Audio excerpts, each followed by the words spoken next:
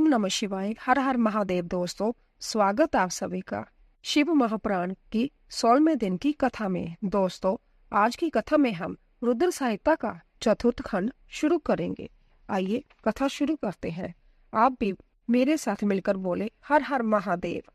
One पक्ष के आभूषण से विभूषित शिवा की नीराजना कन्यादान के समय वर के साथ सब देवताओं का हिमाचल के घर के आंगन में विराजना तथा वर वधू के द्वारा एक दूसरे का पूजन करना।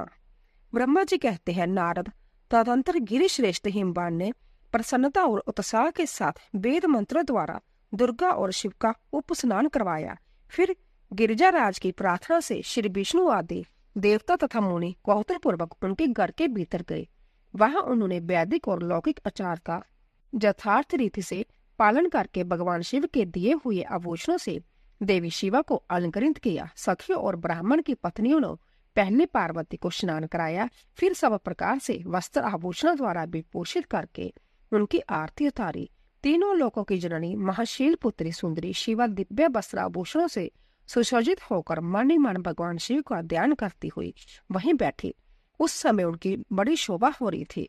उस अवसर पर दोनों पक्षों में महान आनंददायक उत्सव होने लगा।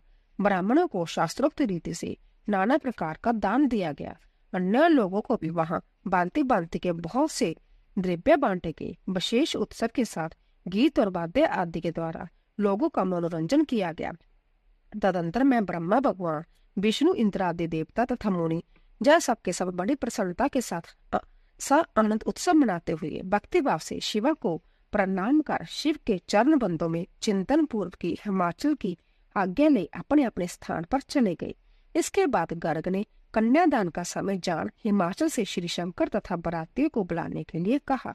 फिर तो बाजे बजने लगे। हिमाचल के मंत्रियों ने जाकर वर और बरातियों से शीघ्र पधारने के लिए प्रार्थना की। वे बोले, कन्यादान के लिए उचित समय आ गया है, अंत आप लोग शीघ्र मंडप में पधारे। तदंतर भगवान शिव को सुंदर वस्त्र आभूषणों से सुसज्जित करके वृषभ की पीठ पर बिठाया गया और जय बोलते हुए सब लोग चले गए।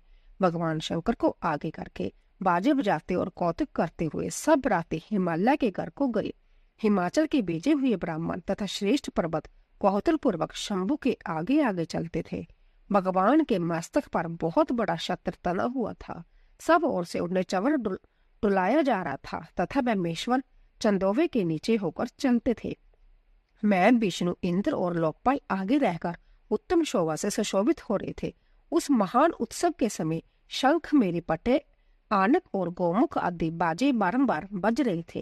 इन सब के साथ जगत के एकमात्र जीवन बंधु भगवान शिव परमेश्वर चित तेज से संपन्न हो यात्रा कर रहे थे। उस समय समस्त देवेश्वर उनकी सेवा में उपस्थित हो बड़े हर्षोल्लास के साथ उन पर फूलों की वर्षा कर रहे थे।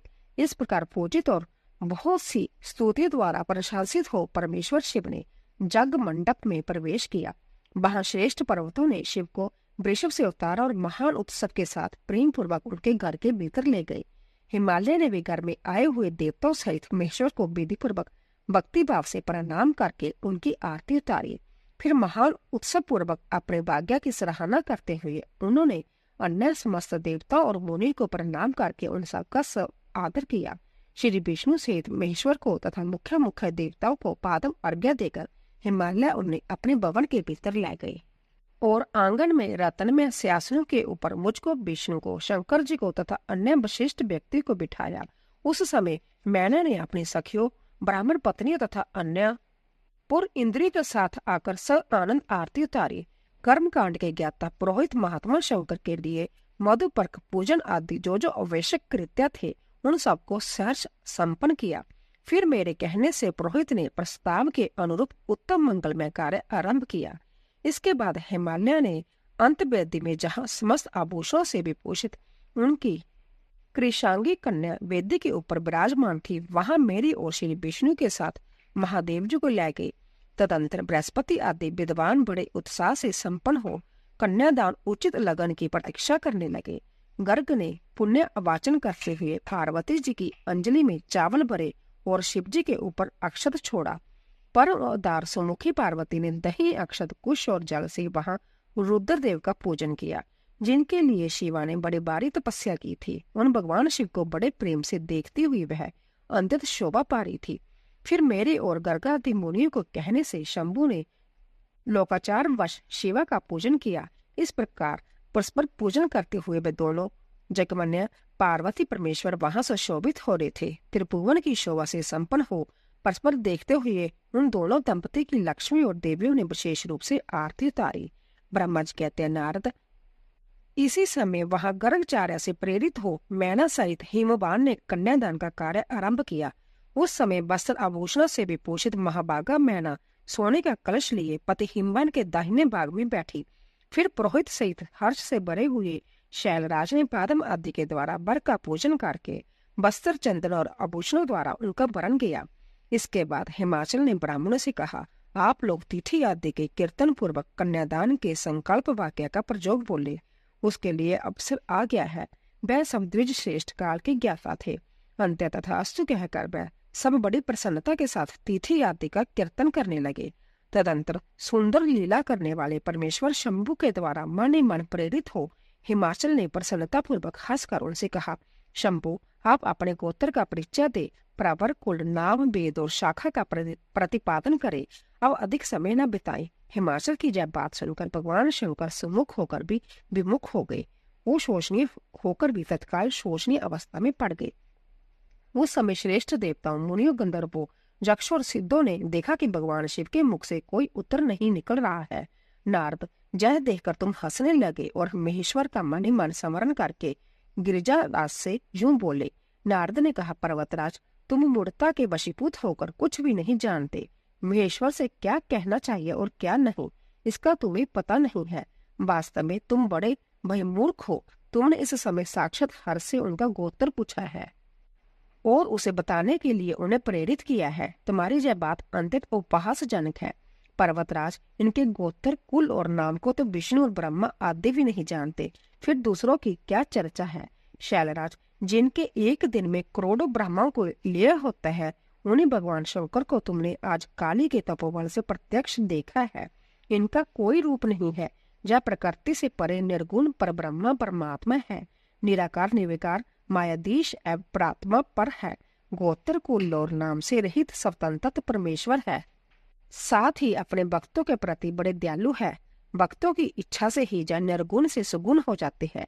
निराकार होते हुए भी सुंदर शरीर धारण कर लेते हैं और अनामा होकर भी बहुत से नाम वाले हो जाते हैं। जब गोत्रहीन होकर भी उत्तम गोत्र वाले हैं, कुलहीन होकर भी कुलीन है। पार्वती की तपस्या से ही जय आज तुम्हारी जमाता बन गई है, इसमें संशय नहीं है। गिरिश्रेष्ठ, इन लीला बिहारी परमेश्वर ने चराचर जगत को मोह में डाल रखा है। कोई कितना ही बुद्धिमान क्यों ना हो, वह भगवान शिव को अच्छी तरह नहीं जानता। ब्रह्मा जी कहते हैं, मुने, ऐसा कहकर शिव की इच्छा से कार्य करने वाले तुझ ज्ञानी देव ऋषि शैलराज को अपनी वाणी से हर्ष प्रदान करते हुए फिर इस प्रकार उत्तर दिया। नारद बोले, शिवा को जन्म देने वाले तात महाशैल, मेरी बात सुनो और उसे सुनकर अपनी पुत्री शंकर जी के हाथ में दे दो। लीला पूर्वक रूप धारण करने वाले सुगुण महेश्वर का गोत्र और कुल केवल नाद ही है। इस बात को अच्छी तरह समझ लो। शिव नादमय है और नाद शिवमय है। यह सर्वथा सच्ची बात है। नाद और शिव, इन दोनों में कोई अंतर नहीं है। शैलेंद्र, सृष्टि के समय सबसे पहले लीला के लिए सुगुण रूप धारण करने वाले शिव से नाद ही प्रकट हुआ है। अंत्य वह सबसे उत्कृष्ट है। हिमालय, इसीलिए मन ही मन सर्वेश्वर शंकर के द्वारा प्रेरित हो मैंने आज अभी बीना बजाना आरंभ कर दिया था। ब्रह्मा जी कहते हैं, मुने, तुम्हारी यह बात सुनकर गिरिजाराज हिमालय को संतोष प्राप्त हुआ और उनके मन का सारा विस्मय जाता रहा। तदंतर श्री विष्णु आदि देवता तथा मुनि सबके सब विस्मय रहित हो नारद को साधुवाद देने लगे। महेश्वर की गंभीरता जानकर सभी विद्वान आश्चर्यचकित हो बड़ी प्रसन्नता के साथ बोले, ओ, जिनकी आज्ञा से इस विशाल जगत का पारकट्य हुआ है, जो परमात्मा पर आत्मबोध स्वरूप स्वतंत्र से लीला करने वाला तथा उत्तम भाव से ही जानने योग्य है, उन त्रिलोकनाथ भगवान शंभु का आज हम लोगों ने बलिवांती दर्शन किया है। तदंतर हिमालय ने विधि द्वारा प्रेरित हो भगवान शिव को अपनी कन्या का दान कर दिया। कन्या दान करते समय वे बोले, हे परमेश्वर, मैं अपनी जय कन्या आपको देता हूँ, आप इसे अपनी पत्नी बनाने के लिए ग्रहण करें। हे सर्वेश्वर, इस कन्यादान से आप संतुष्ट हो। इस मंत्र का उच्चारण करके हिमालय ने अपनी पुत्री त्रिलोक जननी पार्वती को उन महान देवता रुद्र के हाथ में दे दिया। इस प्रकार शिवा का हाथ शिव के हाथ में रखकर शैलराज मन ही मन बड़े प्रसन्न हुए। उस समय वे अपने मनोरथ महासागर को पार कर गए थे। परमेश्वर महादेव जी ने प्रसन्न हो वेद मंत्र के उच्चारण पूर्वक गिरिजा के कर कमल को शीघ्र ही अपने हाथ में ले लिया। मुनि लोक आचार के पालन की आवश्यकता को दिखाते हुए उन भगवान शंकर ने पृथ्वी का स्पर्श करके काम संबंधी मंत्र का पाठ किया। उस समय वहां सब और महान आनंददायक महा उत्सव होने लगा। पृथ्वी पर, अंतरिक्ष में तथा स्वर्ग में भी जय जयकार का शब्द गूंजने लगा। सब लोग अंतित हर्ष से भरकर साधुवाद देने और नमस्कार करने लगे। गंधर्वगण प्रेम पूर्वक गाने लगे और अप्सराएं नृत्य करने लगी। हिमाचल के नगर के लोग भी अपने मन में परम आनंद का अनुभव करने लगे। वो समय महान उत्सव के साथ परम मंगल मनाया जाने लगा। मैं, विष्णु, इंद्र, देवगण तथा संपूर्ण मुनि हर्ष से भर गए। हम सबके मुखारबिंद प्रसन्नता से खिल उठे। तदंतर शैलराज हिमाचल ने अंततः प्रसन्न हो शिव के लिए कन्या दान की यथोचित सांगता प्रदान की। फिर उनके बंधुजनों ने भक्ति पूर्वक शिवा का पूजन करके नाना विधि विधान से भगवान शिव को उत्तम द्रव्य समर्पित किया। हिमालय ने दहेज में अनेक प्रकार के द्रव्य, रत्न पात्र, 1 लाख सुसज्जित घोड़े, 1 लाख सजे सजाए घोड़े, करोड़ हाथी और उतने ही स्वर्ण जटित रथ और वस्तुएं दी। इस प्रकार परमात्मा शिव को विधि पूर्वक अपनी पुत्री कल्याणमयी पार्वती का दान करके हिमालय कृतार्थ हो गए। इसके बाद शैलराज ने यजुर्वेद की मांद्य नंदनी शाखा में वर्णित स्त्रोत के द्वारा दोनों हाथ जोड़ प्रसन्नता पूर्वक उत्तम वाणी में परमेश्वर शिव की स्तुति की। फिर वेद वेता हिमाचल के आज्ञा देने पर मुनियों ने बड़े उत्साह के साथ शिवा के सिर पर अभिषेक किया और महादेव जी का नाम लेकर उस अभिषेक की विधि पूरी की। मुने उस समय बड़ा आनंददायक महा उत्सव हो रहा था। ब्रह्मा जी कहते हैं, नारद, तदंतर मेरी आज्ञा पाकर महेश्वर ने ब्राह्मणों द्वारा अग्नि की स्थापना करवाई और पार्वती को अपने आगे बिठाकर वहां ऋग्वेद, यजुर्वेद तथा सामवेद के मंत्रों द्वारा अग्नि में आहुतियां दी। तात उस समय काली के भाई मैनाक ने लावा की अंजलि दी और काली तथा शिव दोनों ने आहुति देकर लोक आचार का आश्रय ले प्रसन्नता पूर्वक अग्निदेव की परिक्रमा की। नारद, तदंतर शिव की आज्ञा से मुनियों सहित मैंने शिवा शिव विवाह का शेष कार्य प्रसन्नता पूर्वक पूरा किया। फिर उन दोनों दंपति के मस्तक का अभिषेक हुआ। ब्राह्मणों ने उन्हें आदर पूर्वक द्रव्य का दर्शन कराया। फिर हृदय लंबन का कार्य हुआ। फिर बड़े उत्साह के साथ स्वस्ति वाचन किया गया। इसके पश्चात ब्राह्मणों की आज्ञा से शिव ने शिवा के सिर में सिंदूर दान किया। उस समय गिरिजा नंदनी उमा की शोभा अवैधुत और अवर्णनीय हो रही थी। फिर ब्राह्मणों के आदेश से वह शिव दंपति एक आसन पर विराजमान हो भक्तों के चित्त को आनंद देने वाली उत्तम शोभा पाने लगे।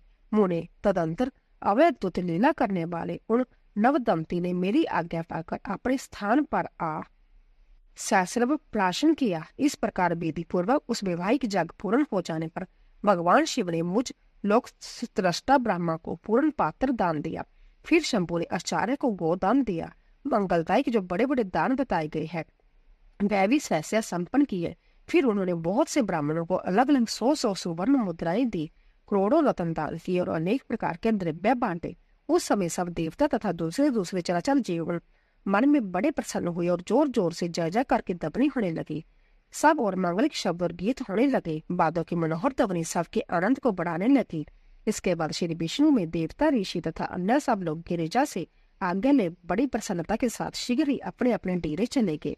उस समय हिमालय नगर की स्त्रियां आनंद मगन हो शिव और पार्वती को लेकर कोहोबार में गई। वहां उन सब ने आदर पूर्वक वर वधू से लोक आचार संपादन कराया। उस समय सब और परम आनंददायक महान उत्साह छा रहा था। तदंतर वह स्त्रियां उन लोक कल्याणी दंपति को साथ ले परम दिव्य बासभवन कौतुक आकार में गई और वहां भी प्रसन्नता पूर्वक लोकाचार का संपादन किया। इसके बाद गिरिजा राज के नगर की स्त्रियों ने समीप पाकर मंगल कृत्य करके उन नव दंपति को कैलग्रह में पहुंचाया और जयदवनी करते हुए उनके गठबंधन की गांठ खोलने ने आदि का कार्य संपन्न किया। उस समय उन नूतन दंपति को देखने के लिए 16 दिव्य नारियां बड़े आदर के साथ शीघ्रता पूर्वक वहां आई। उनके नाम इस प्रकार है: सरस्वती, लक्ष्मी, सावित्री, गंगा, अदिति, शशि, लोपामुद्रा, अरुंधति, अहल्या, तुलसी, स्वाहा, रोहिणी, पृथ्वी, शत्रुपा, संज्ञा तथा रति।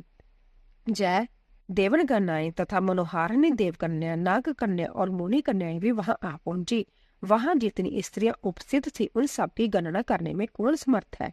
उनके दिए हुए रत्न में सिंहासन पर भगवान शिव प्रसन्नता पूर्वक बैठे। उस समय उन्होंने शिव से नाना प्रकार की विनोदपूर्ण बातें कही। तदंतर प्रसन्नचित हुए महेश्वर ने अपनी पत्नी के साथ मिष्टान भोजन और आचमन करके कपूर डाला हुआ पान खाया। इसी अवसर पर अनुकूल समय जान प्रसन्न हुई रति ने दीन वत्सल भगवान शंकर से कहा, भगवान पार्वती का पानी ग्रहण करके आपने अंतत दुर्लभ सौभाग्य प्राप्त किया है। बताइए, मेरे प्राणनाथ को जो सर्वथा स्वार्थ रहित थे, आपने क्यों भस्म कर डाला। अब जहाँ मेरे पति को जीवित कीजिए और अपने अंतकरण में काम संबंधी व्यापार को जगाइए। आपको और मुझको जो समान रूप से वियोग जनित संताप प्राप्त हुआ है उसे दूर कीजिए। महेश्वर, आपके इस विवाह उत्सव में सब लोग सुखी है, केवल मैं ही अपने पति के बिना दुख में डूबी हुई हूँ। देव शंकर प्रसन्न हुई और मुझे स्नात कीजिए। दीनबंधो परम प्रभु, अपनी कही हुई बात को सत्य कीजिए। चराचर प्राणियों सहित तीनों लोकों में आपके सिवा दूसरा कौन है जो मेरे दुख का नाश करने में समर्थ है। ऐसा जानकर आप मुझ पर दया कीजिए। दिनों पर दया करने वाले नाथ, सबको आनंद प्रदान करने वाले, अपने इस विवाह उत्सव में मुझे भी उत्सव संपन्न बनाइए। मेरे प्राणनाथ के जीवित होने पर ही अपनी प्रिया पार्वती के साथ आपका सुंदर व्यवहार परिपूर्ण होगा, इसमें संशय नहीं है। सर्वेश्वर, आप सब कुछ करने में समर्थ है, क्योंकि आप ही परमेश्वर हैं। जहाँ अधिक कहने से क्या लाभ। सर्वेश्वर, आप शीघ्र मेरे पति को जीवित कीजिए। ऐसा कहकर रति ने गांठ में बंधा हुआ कामदेव के शरीर का भस्म शंभु को दे दिया और उनके सामने हा नाथ कहकर रोने लगी। रति का रोदन सुनकर सरस्वती आदि सभी देवियां रोने लगी और अंततः दीन वाणी में बोली, प्रभु, आपका नाम भक्त बत्सल है, आप दीनबंधु और दया के सागर हैं। अंत्य काम को जीवन दान दीजिए और रति को उत्साहित कीजिए। आपको नमस्कार है। ब्रह्मा जी कहते नारद, उन सबकी जब बात सुनकर महेश्वर प्रसन्न हो गए। उन करुणा सागर प्रभु ने तत्काल ही रति पर कृपा की। भगवान शूल पानी की अमृतमय दृष्टि पड़ते ही पहले जैसे रूप वेश और चिन्ह से युक्त अव्यतुत मूर्तिधारी सुंदर कामदेव उस भस्म से प्रकट हो गया। अपने पति को वैसे ही रूप, आकृति, मंद मुस्कान और धनुष्यबाण से युक्त देख रति ने महेश्वर को प्रणाम किया। वह कृतार्थ हो गई। उसने प्राणनाथ की प्राप्ति कराने वाले भगवान शिव का अपने जीवित पति के साथ हाथ जोड़कर बारंबार स्तवन किया। पत्नी सहित कांत की हुई स्तुति को सुनकर दया हृदय भगवान शंकर अंतत प्रसन्न हुए और इस प्रकार बोले। शंकर ने कहा, पत्नी सहित तुमने जो स्तुति की है उससे मैं बहुत प्रसन्न हूँ। समय प्रकट होने वाली काम, तुम वर मांगो, मैं तुम्हें मनोवांछित वस्तु दूंगा। शंभु का जय वचन सुनकर कामदेव महान आनंद में निमग्न हो गया और हाथ जोड़ मस्तक झुकाकर गदगद वाणी में बोला। कामदेव ने कहा, देवादिदेव महादेव, करुणा सागर प्रभु, यदि आप मुझ पर प्रसन्न हैं तो मेरे लिए आनंददायक होइए। प्रभु, पूर्व काल में मैंने जो अपराध किया था उसे क्षमा कीजिए। सब जनों के प्रति परम प्रेम और अपने चरणों की भक्ति दीजिए।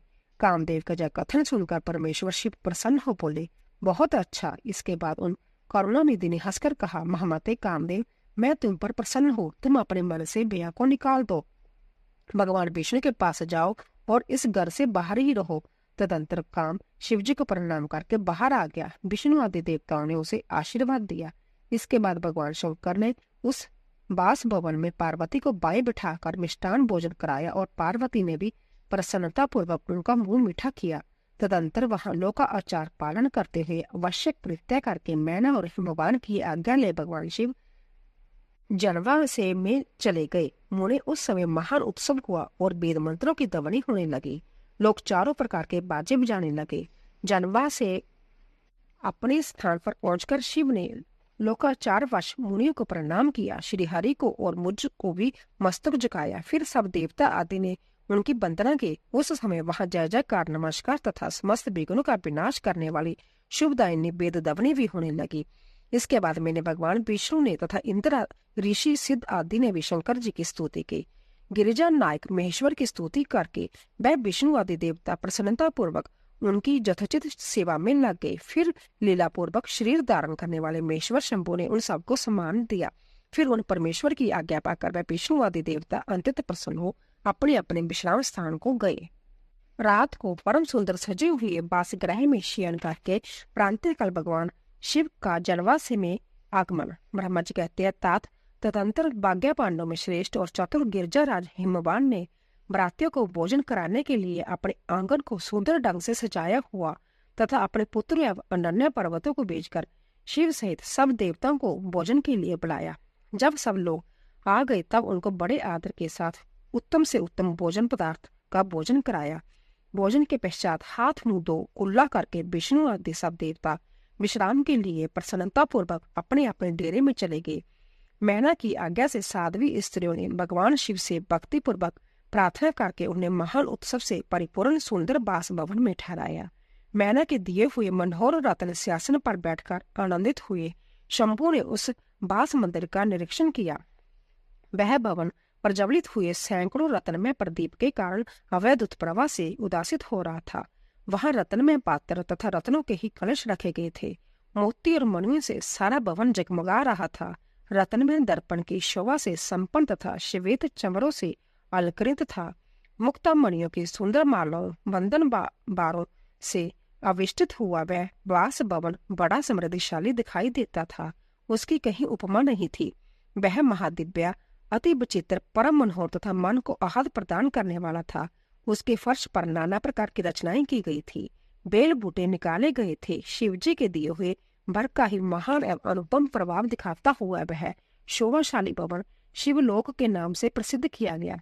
नाना प्रकार के सुगंधित श्रेष्ठ द्रव्यों से सुवासित तथा सुंदर प्रकाश से परिपूर्ण था। वहां चंदन और अगर की सम्मिलित गंध फैल रही थी। उस भवन में फूलों की सेज बिछी हुई थी। विश्वकर्मा का बनाया हुआ वह भवन नाना प्रकार के विचित्र चित्रों से सुसज्जित था। श्रेष्ठ रत्नों की सारभूत मणियों से निर्मित सुंदर हारों द्वारा उस बास ग्रह को अलंकृत किया गया था। उसमें विश्वकर्मा द्वारा निर्मित कृत्रिम बैकुंठ ब्रह्मलोक, कैलाश, इंद्र भवन तथा शिवलोक आदि दिख रहे थे।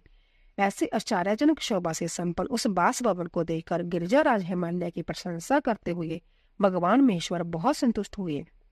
वहां अति रमणीय रत्न जटित उत्तम पलंग पर परमेश्वर शिव बड़ी प्रसन्नता से लीला पूर्वक सोए।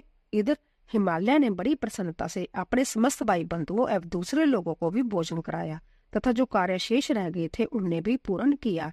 शैलराज हिमालय इस प्रकार आवश्यक कार्य में लगे हुए थे और प्रीतम परमेश्वर शिव शयन कर रहे थे।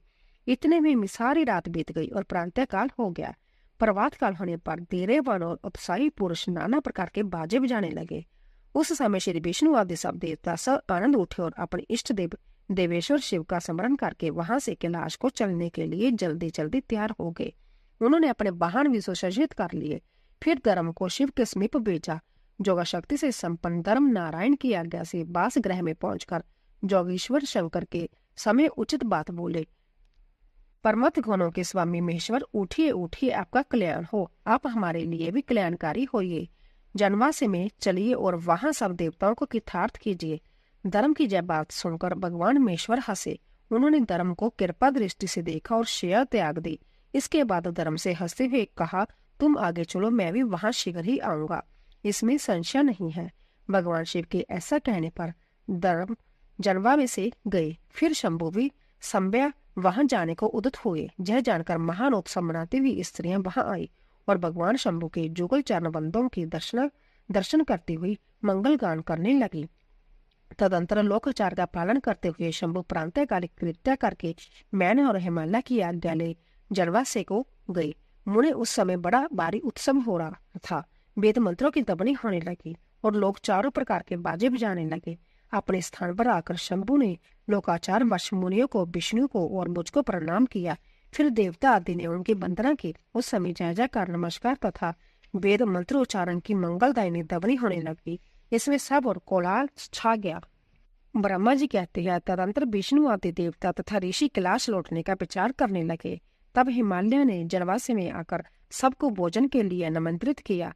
देवेश्वर शिव को आमंत्रित करके हिमाचल अपने घर को गए और नाना प्रकार के विधान से भोजन उत्सव की तैयारी करने लगे। उन्होंने प्रसन्नता और उत्कंठता के साथ भोजन के लिए परिवार सहित भगवान शिव को यथोचित रीति से अपने घर बुलाया।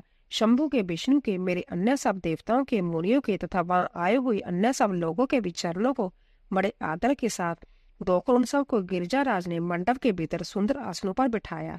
फिर अपने भाई बंधुओं को साथ लेकर उनके सहयोग से उन सब अतिथियों को नाना प्रकार के सरस पदार्थों द्वारा पूर्णतः तृप्त किया। मेरे, विष्णु के तथा शंभु के साथ सब लोगों ने अच्छी तरह भोजन किया। नारद विधिवत भोजन और आचमन करके तृप्त और प्रसन्न हुए सब लोग हिमालय से आज्ञा ले अपने अपने डेरे पर गए। मुने इस प्रकार तीसरे दिन भी गिरिजाराज ने विधिवत दान मान और आदर आदि के द्वारा उन सबका सत्कार किया। चौथा दिन आने पर शुद्धता पूर्वक सविधि चौथर्ती कर्म हुआ, जिसके बिना विवाह जग अधूरा ही रह जाता था। उस समय नाना प्रकार का उत्सव हुआ, साधुवाद और जय जयकार की दवनी हुई, बहुत से सुंदर दान किए गए, भांति भांति के सुंदर गान और नृत्य हुए। पांचवें दिन सब देवताओं ने बड़े हर्ष और अंतत प्रेम के साथ शैलराज को सूचित किया कि अब हम लोग जहाँ से जाना चाहते हैं आप आज्ञा प्रदान करें। उनकी जब बात सुनकर गिरिजाराज हिमवान हाथ जोड़कर बोले, देवगण आप लोग कुछ दिन और ठहरे तथा मुझ पर कृपा करें। यूं कहकर उन्होंने स्नेह के साथ उन देवताओं को, भगवान शिव को, विष्णु को, मुझको तथा अन्य लोगों को बहुत दिनों तक ठहराया और प्रतिदिन विशेष आदर सत्कार किया। इस प्रकार देवताओं के वहां रहते हुए बहुत दिन बीत गए। तब उन सब ने गिरिजाराज के पास सप्त ऋषियों को भेजा। सप्त ऋषियों ने हिमवान और मैना से समय उचित बात कहकर उन्हें समझाया, परम शिव तत्व का वर्णन किया तथा प्रसन्नता पूर्वक उनके सौभाग्य की सराहना की। मुने उनके समझाने से गिरिजाराज ने बरात को विदा करना स्वीकार कर लिया। फिर भगवान शंभु यात्रा के लिए उदित हो देवता आदि के साथ शैलराज के पास आई। देवेश्वर शिव देवताओं सहित कैलाश की यात्रा के लिए जब उदित हुए, उस समय मैना उच्च स्वर से रोने लगी और उन कृपा निदान से बोली। मैना ने कहा, कृपा निधे, कृपा करके मेरी सेवा का बलिभांति लालन पालन कीजिएगा। आप आशुतोष हैं, पार्वती के सैकड़ों अपराधों को भी क्षमा कीजिएगा। मेरी बच्ची जन्म जन्म में आपके चरण बंदरों की भक्त रही है और रहेगी। उसे सोते जागते समय भी अपने स्वामी महादेव के सिवा दूसरी किसी वस्तु की सुध नहीं रहती।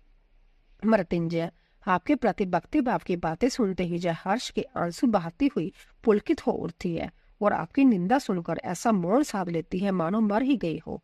ब्रह्मा जी कहते, नारद ऐसा कहकर मेनका ने अपनी बेटी शिव को सौंप दी और दोनों के सामने ही उच्च स्वर से रोती हुई वह मूर्छित हो गई। तब महादेव जी ने मैना को समझाकर सचेत किया और उनसे विदा ली। देवताओं के साथ महान उत्सव पूर्वक यात्रा की। वह सब देवता अपने स्वामी शिव तथा सेवक गणों के साथ चुपचाप कैलाश पर्वत की ओर प्रसादित हुए। वह मन ही मन शिव का चिंतन कर रहे थे। हिमाचलपुरी के बाहरी बगीचे में आकर शिव सहित सब देवता हर्ष और उत्साह के साथ ठहर गए और शिवा के आगमन की प्रतीक्षा करने लगे।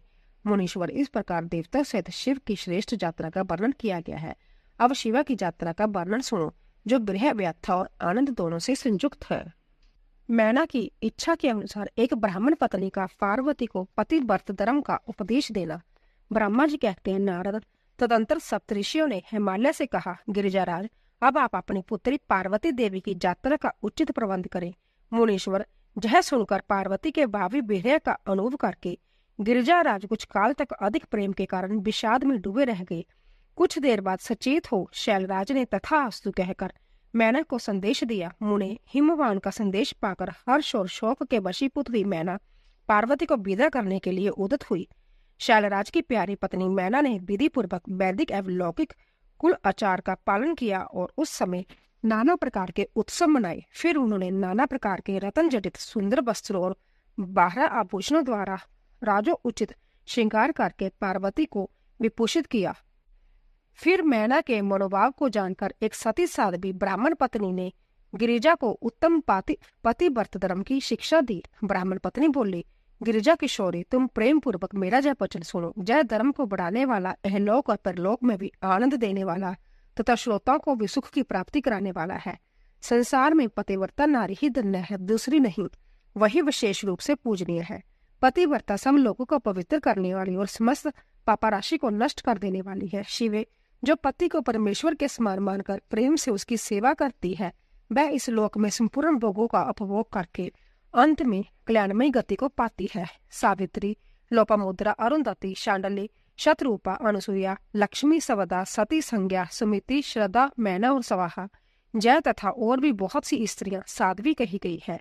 जहाँ विस्तार व्याह से उनका नाम नहीं लिया गया, वह अपने पति वर्त्य के बल से ही सब लोगों के पूजनीय तथा ब्रह्मा, विष्णु, शिव एवं मुनीश्वरों को भी माननीय हो गई है। इसीलिए तुम्हें अपने पति भगवान शंकर की सदा सेवा करनी चाहिए। वह दीन दयालु सबके सेवनीय और सत्पुरुषों के आश्रय है। श्रुतियों और स्मृतियों में पतिव्रत धर्म को महान बताया गया है। इसको जैसा श्रेष्ठ बताया जाता है वैसा दूसरा धर्म नहीं है। यह निश्चय पूर्वक कहा जा सकता है। पतिव्रता में तत्पर रहने वाली स्त्री अपने प्रिय पति के भोजन कर लेने पर ही भोजन करे। शिवे, जब पति खड़ा हो जाए तब साध्वी स्त्री को भी खड़ी ही रहनी चाहिए। शुद्ध बुद्धि वाली साध्वी स्त्री प्रतिदिन अपने पति के सो जाने पर सोए और उसके जागने से पहले ही जग जाए। वह छल कपट छोड़कर सदा उसके लिए हितकर कार्य ही करे। शिवे, साध्वी स्त्री को चाहिए कि जब तक वस्त्र आभूषणों से विभूषित न हो ले तब तक वह अपने को पति की दृष्टि के सम्मुख न लाए। यदि पति किसी कार्य से परदेश में गया हो तो उन दिनों उसे कदापि श्रृंगार नहीं करना चाहिए। पतिव्रता स्त्री कभी पति का नाम न ले। पति के कटु वचन कहने पर भी वह बदले में कड़ी बात न कहे। पति के बुलाने पर वह घर के सारे कार्य छोड़कर तुरंत उसके पास चली जाए और हाथ जोड़ प्रेम से मस्तक झुकाकर पूछे, नाथ, किस लिए इस दासी को बुलाया है? मुझे सेवा के लिए आदेश देकर अपनी कृपा से अनुग्रहित कीजिए। फिर पति जो आदेश दे उसका वह प्रसन्न हृदय से पालन करे। वह घर के दरवाजे पर देर तक खड़ी न रहे, दूसरे के घर न जाए, कोई गोपनीय बात जानकर हर एक के सामने उसे प्रकाशित न करे। पति के बिना कहे ही उनके लिए पूजन सामग्री संभव जुटा दे तथा उनके हित साधन के यथोचित अवसर की प्रतीक्षा करती रहे। पति की आज्ञा लिए बिना ही कहीं तीर्थ यात्रा के लिए भी न जाए। लोगों की भीड़ से भरी हुई सभा या मेले आदि के उत्सवों का देखना वह दूर से ही त्याग दे। जिस नारी को तीर्थ यात्रा फल पाने की इच्छा हो उसे अपने पति का चरण उदक पीना चाहिए। उसके लिए उसी में सारे तीर्थ और क्षेत्र है, इसमें संशय नहीं है। पतिव्रता नारी पति के अवशिष्ट अन्न आदि को परम प्रिय भोजन मानकर ग्रहण करे और पति जो कुछ दे उसे महाप्रसाद मानकर शिरोधार्य करे। देवता, पितर, अतिथि, सेवक वर्ग, गौणों तथा भिक्षु समुदाय के लिए अन्न का भाग दिए बिना कदापि भोजन न करे।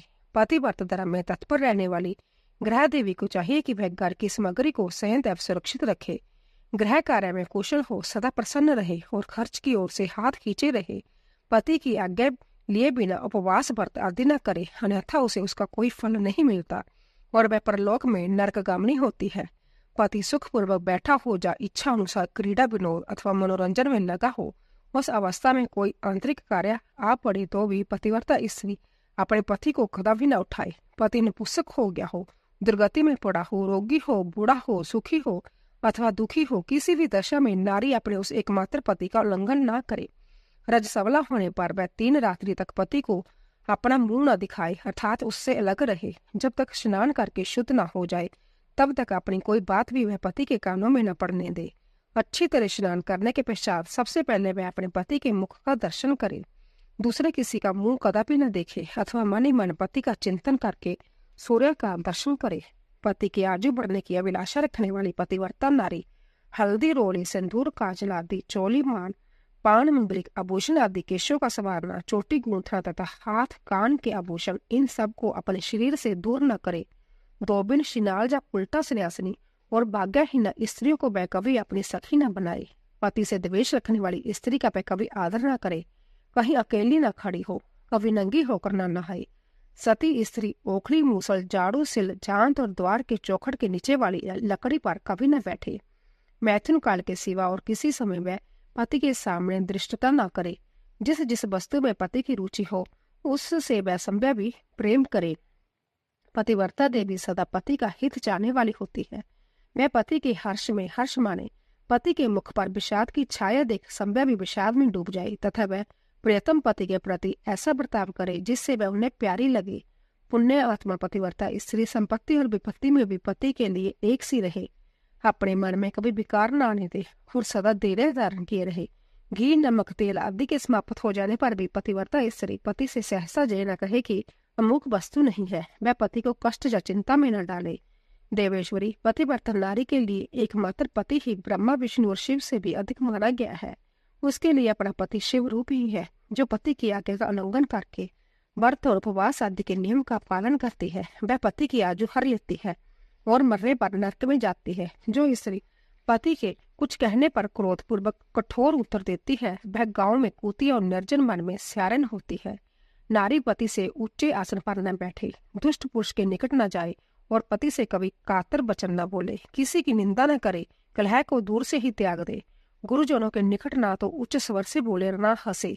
जो बाहर से पति को आते देख तुरंत अन्न, जल, भोज्य वस्तु, पान और वस्त्र आदि से उनकी सेवा करती है, उनके दोनों चरण दबाती है, उनसे मीठे वचन बोलती है तथा प्रियतम के खेत को दूर करने वाली अन्यान्य उपायों से प्रसन्नता पूर्वक उन्हें संतुष्ट करती है, उसने मानो तीनों लोगों को तृप्त एवं संतुष्ट कर दिया। पिता, भाई और पुत्र परिमित सुख देने वाले हैं, परंतु पति असीम सुख देता है। अंत्य नारी को सदा अपने पति का पूजन, आदर, सत्कार करना चाहिए। पति ही देवता है, पति ही गुरु है और पति ही धर्म, तीर्थ है, व्रत है। इसलिए सबको छोड़कर एकमात्र पति की ही आराधना करनी चाहिए।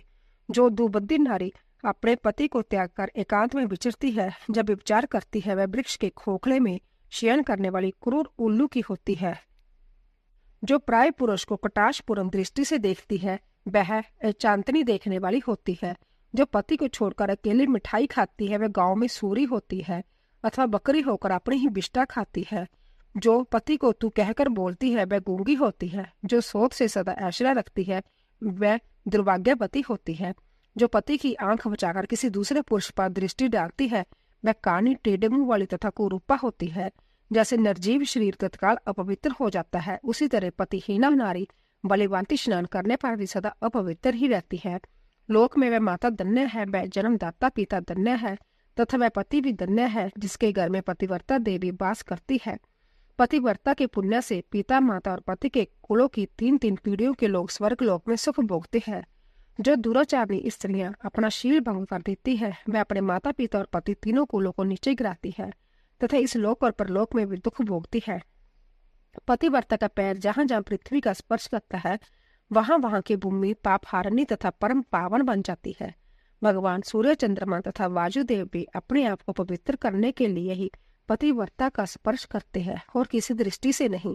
जल भी सदा पतिव्रता का स्पर्श करना चाहता है और उसका स्पर्श करके वह अनुभव करता है कि आज मेरी जड़ता का नाश हो गया तथा आज मैं दूसरों को पवित्र करने वाला बन गया। 12 ही गृहस्थ आश्रम की जड़ है, 12 ही सुख का मूल है, 12 से ही धर्म के फल की प्राप्ति होती है तथा 12 ही संतान की वृद्धि में का कारण है।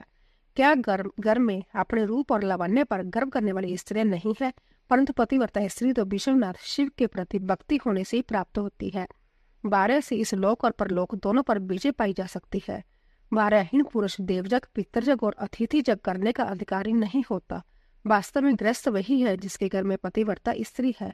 दूसरी स्त्री तो पुरुष को उसी तरह अपना ग्रास भोग्य बनाती है, जैसे जरा अवस्था एवं राक्षसी। जैसे गंगा स्नान करने से शरीर पवित्र होता है, उसी प्रकार पतिव्रता स्त्री का दर्शन करने पर सब कुछ पावन हो जाता है। पति को ही इष्ट देव मानने वाली सती नारी और गंगा में कोई भेद नहीं है। पतिव्रता और उसके पतिदेव उमा और महेश्वर के समान है। अंत्य विद्वान मनुष्य उन दोनों का पूजन करे। पति पर्णव है और नारी वेद की ऋचा।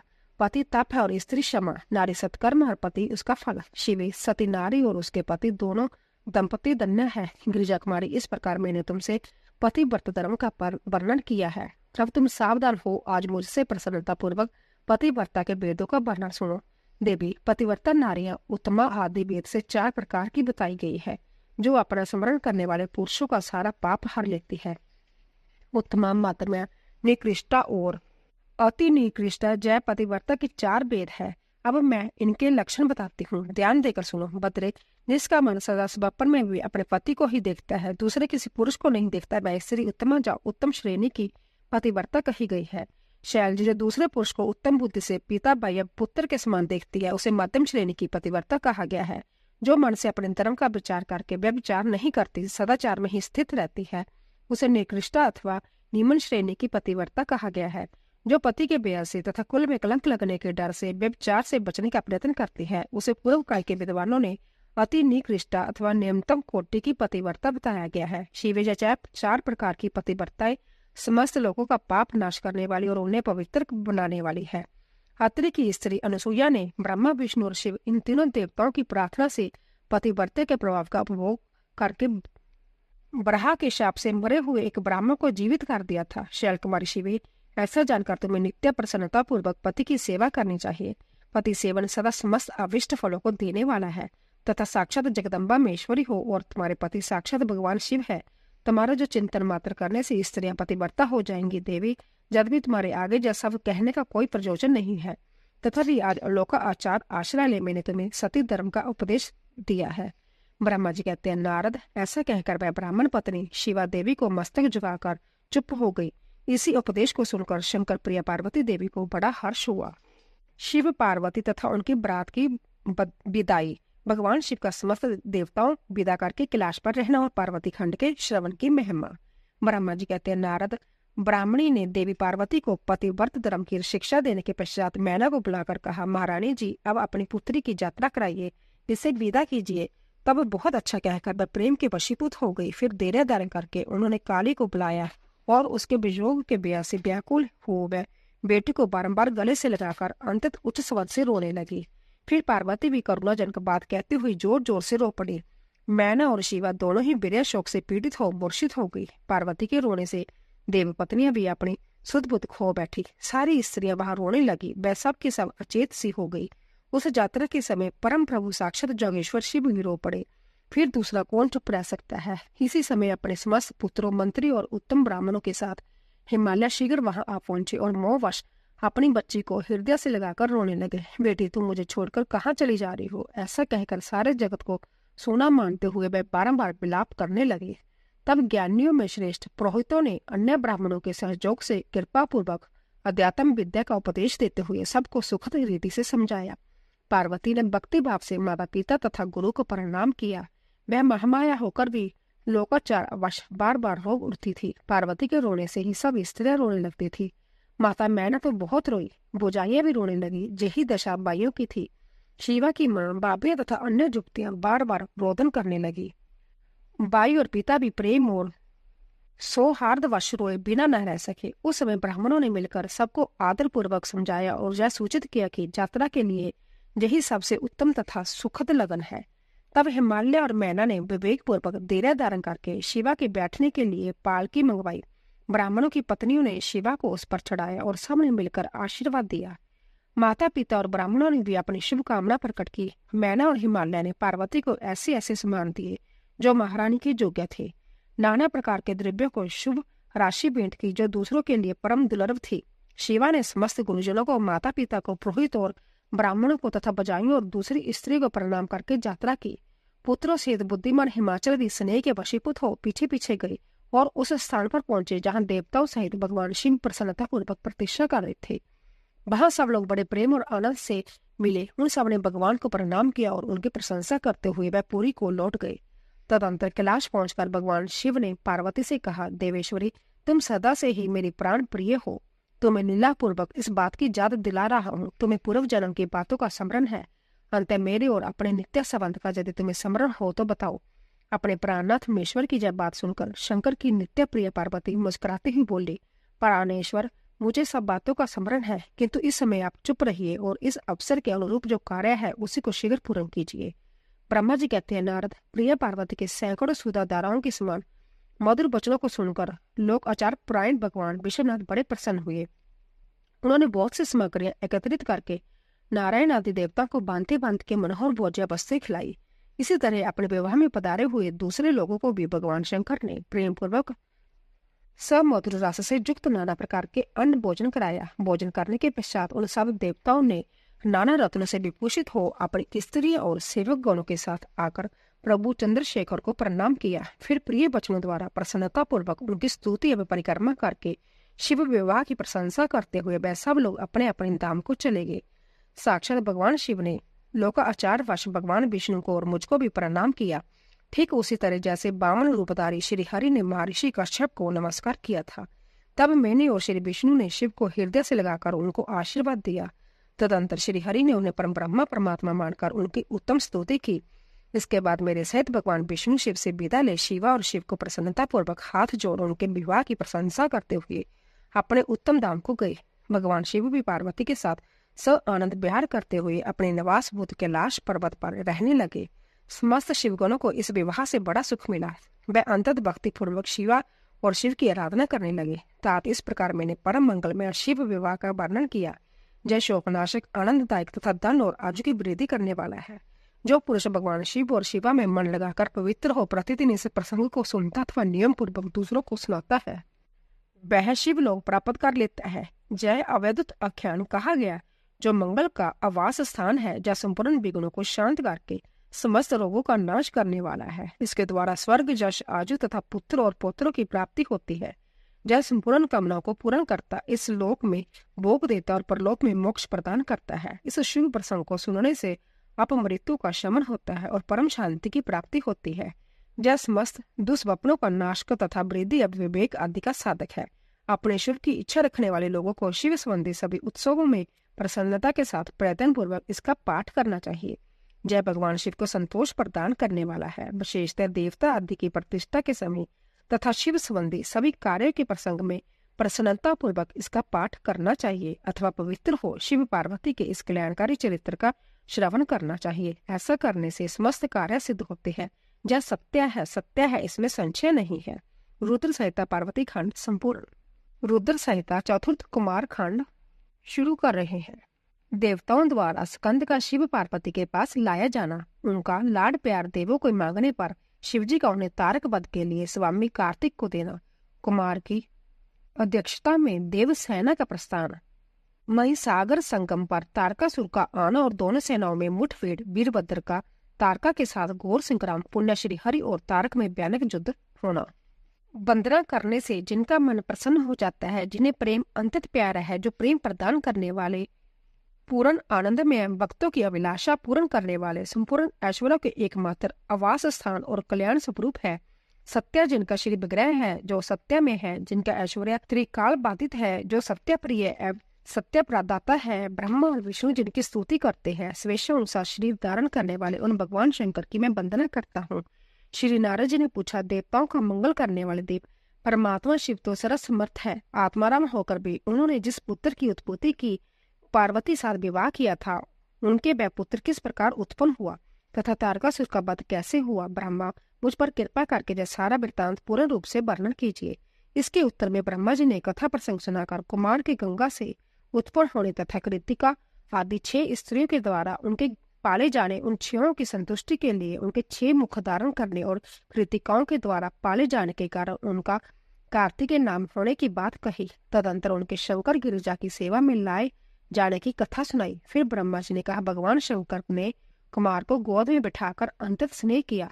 देवताओं ने उन्हें नाना प्रकार के पदार्थ, विद्याएं, शक्ति और अस्त्र शस्त्र आदि प्रदान किए। पार्वती के हृदय में प्रेम समाता नहीं था। उन्होंने हर्षपूर्वक मुस्कुराकर कुमार को परमोत्तम ऐश्वर्य प्रदान किया, साथ ही चिरंजीवी भी बना दिया। लक्ष्मी ने दिव्या संपत्ति तथा एक विशाल एवं मनोहर हार अर्पित किया। सावित्री ने प्रसन्न होकर सारी सिद्ध विद्याएं प्रदान की। मुनि श्रेष्ठ, इस प्रकार वहां महोत्सव मनाया गया। सभी के मन प्रसन्न थे। विशेषतः शिव और पार्वती आनंद का पार नहीं था। इसी बीच देवताओं ने भगवान शंकर से कहा, प्रभु, जय तारकासुर कुमार के हाथों ही मारा जाने वाला है, इसीलिए कि जय पार्वती परिणय तथा कुमार उत्पत्ति आदि उत्तम चरित्र घटित हुआ है। अंत हम लोगों के सुखार्थ उसका काम तमाम करने के हेतु कुमार को आज्ञा दीजिए। हम लोग आज ही अस्त्र शास्त्र से सुसज्जित होकर तारक को मारने के लिए रण यात्रा करेंगे। ब्रह्मा जी कहते मुने जय सुनकर भगवान शंकर का हृदय दर हो गया। उन्होंने उनकी प्रार्थना स्वीकार करके उसी समय तारक का वध करने के लिए अपने पुत्र कुमार को देवताओं को सौंप दिया। फिर तो शिवजी की आज्ञा मिल जाने पर ब्रह्मा विष्णु आदि सभी देवता एकत्रित होकर गुह को आगे करके तुरंत ही उस पर्वत से चल दिए। उस समय श्री हरि आदि देवताओं के मन में पूर्ण विश्वास था कि जय अवश्य ही तारका का वध कर डालेंगे। वह भगवान शंकर के तेज से भावित हो कुमार के सेनापति तथा तारक का सहार करने के लिए रण क्षेत्र में आए। उधर महाबली तारक ने जब देवताओं के इस युद्ध अद्भुत को सुना, तब वह भी एक विशाल सेना के साथ देवों से युद्ध करने के लिए तत्काल ही चल पड़ा। उसकी उस विशाल वाहिनी को आती देख देवताओं को परम विस्मय हुआ। फिर तो वह बलपूर्वक बार से ही नाद करने लगे। उसी समय तुरंत ही भगवान शंकर की प्रेरणा से विष्णु आदि संपूर्ण देवताओं के प्रति आकाशवाणी हुई। आकाशवाणी ने कहा, देवगण, तुम लोग जो कुमार के अधिनायक तत्व में युद्ध करने के लिए उद्यत हुए हो, इससे तुम संग्राम में दैत्यों को जीतकर विजय होंगे। ब्रह्मा कहते हुए उस आकाशवाणी को सुनकर सभी देवताओं का उत्साह बढ़ गया। उनका ब्याह जाता रहा और वह विरोचित गर्जना करने लगे। उनकी युद्ध कामना बलवती हो उठी और वह सबके सब कुमार को अग्रणी बनाकर बड़ी उतावली के साथ महिसागर संगम को गए। उधर बहुसंख्यक असुरों ने घिरा हुआ वह तारक भी बहुत बड़ी सेना के साथ शीघ्र ही वहां आ पहुंचा, जहां वह सभी देवता खड़े थे। उस असुर के आगमन काल में प्रलयकालीन मेघों के समान गर्जना करने वाली रणबेरियां तथा अन्य कर्कश शब्द करने वाले रणबाद बज रहे थे।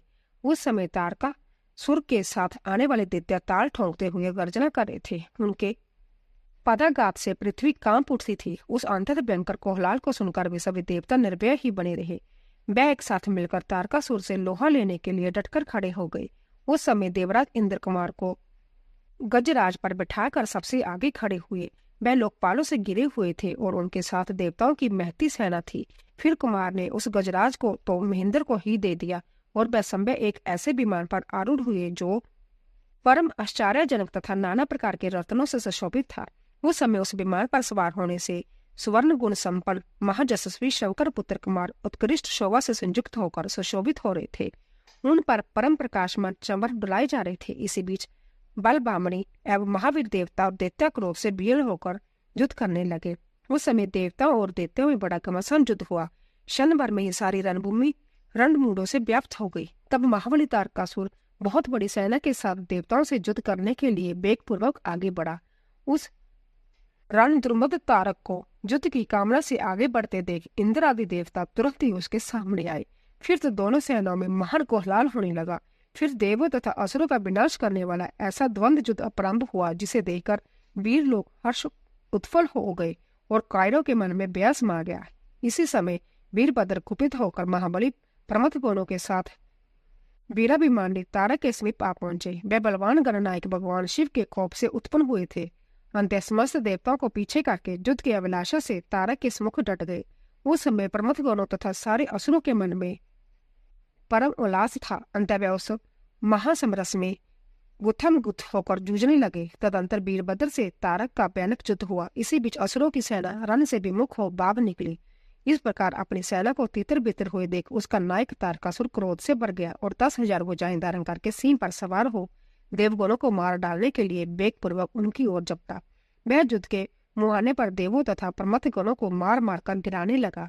तब प्रमथ गणों के नेता महाबली वीरभद्र उसके उस कर्म को देखकर उसका वध करने के लिए अत्यंत कुपित हो उठे। फिर तो उन्होंने भगवान शिव के चरण कमल का ध्यान करके एक ऐसा श्रेष्ठ त्रिशूल हाथ में लिया जिसके तेज से सारी दिशाएं और आकाश प्रकाशित हो उठे।